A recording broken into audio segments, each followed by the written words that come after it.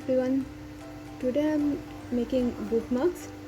आप देख सकते हो मैंने इसको कटिंग कर लिया है।